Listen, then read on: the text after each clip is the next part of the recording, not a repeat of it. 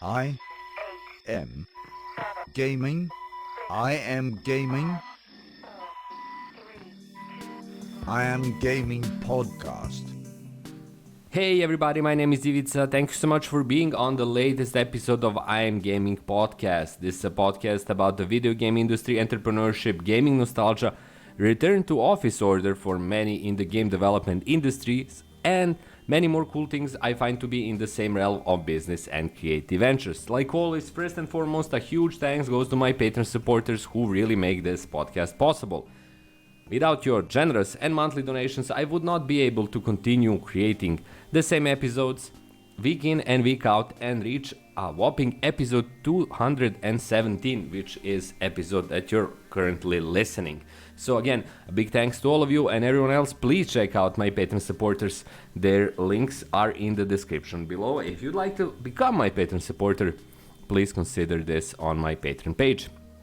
Now, like I said, this episode is about news that recently pretty much rocked the game development domain, pun intended, and it's coming from Rockstar Games. It's the developer of the GTA series, which has recently decided to ask their employees to return to office starting in April. Since the pandemic, Rockstar Games, like so many in the game development domain, moved to this hybrid model of allowing people to work from home. During the pandemic, a lot of them worked only from home, but this trend is slowly changing and moving back to the old pre-pandemic setup of working exclusively from your office and from collective locations. Now, for Rockstar, this has been something that's been on their minds for quite some time. They simply want to produce productivity according to the company and improve security, which is based on the problematic leaks that occurred related to GTA 6 because of, apparently, according to the Rockstar management, the fact that so many people are working from home.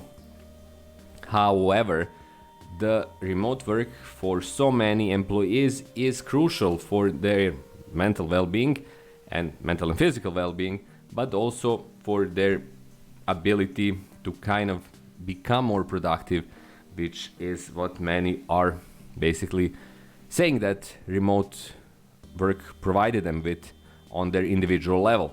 Now, this is an interesting kind of tug and war between employees and employers, because right now, as you well know, I made several episodes about the same topic.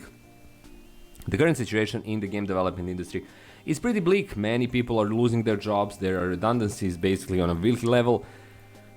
New ones are coming in almost again every week, and the fact that so many people are expecting this to become a steady trend up there possibly until this end of summer, start of autumn 2024, is making many people nervous for good reason. Now, the fact that so many companies are now thinking, their Rockstar game is not alone in this.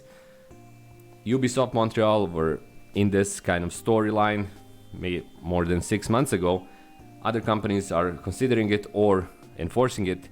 Shows that people are trying to modify their productivity level first and foremost. Yes, there are issues related to security and leaks, but I'm pretty sure that that's on the distant second place. The first is productivity and the ability to actually control and enforce changes in a more quick, dynamic and effective manner, which for some who's working in the middle management, a middle manager of some sort, is much more effective and doable when you have your team in the same space than to have online meetings or discussions through Zooms or Google Meets or voice calls in general or video calls in general, because it happens in a much more rapid manner, and there are also levers and elements of control that you can enforce directly through a shared space, and the fact that you share 8 hours per day 5 times a week than when you're in the remote setup system.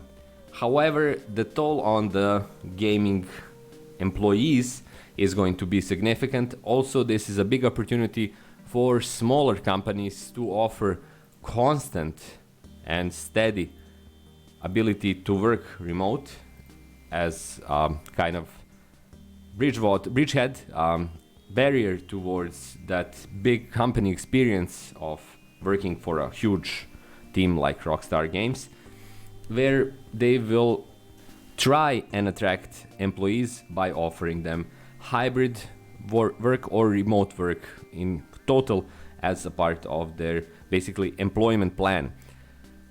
At the same time, I'm pretty sure that whenever and however is possible to have a defined or pre-existing business that has its offices, that has its kind of means of operation that includes office space and office management, companies will try however they can to get people back in them. Otherwise, it's just a waste of money to have those offices, and then to go full remote company-wide is something that everyone did just because they had to during the COVID pandemic, but not because they wanted to. And even though results are not as bad as they expected in terms of productivity, I think that most are pretty sure that they can be a lot better if remote work stops totally and instead everyone gets back into their office chair and their nice cubicle where they can have a nice talk with their manager when they're not performing as much, and they have that talk day in, day out without need to set up calls or do anything like that. Instead, everyone is just there to be managed.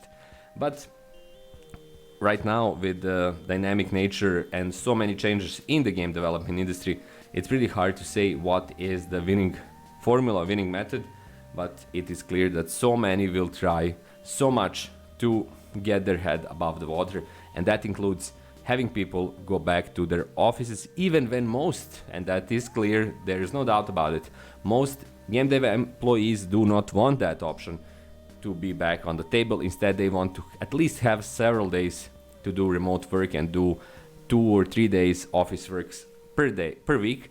But for Rockstar Games and so many others, I'm pretty sure that will not be on the menu for long. There it is. I would love to hear if you have any experiences with remote work and going back to office, if you're in the game development industry or IT industry in general. And that's it for this episode. If you do have any ideas, thoughts, and takes, please write them in the comment section below. Again, I would love to hear from you.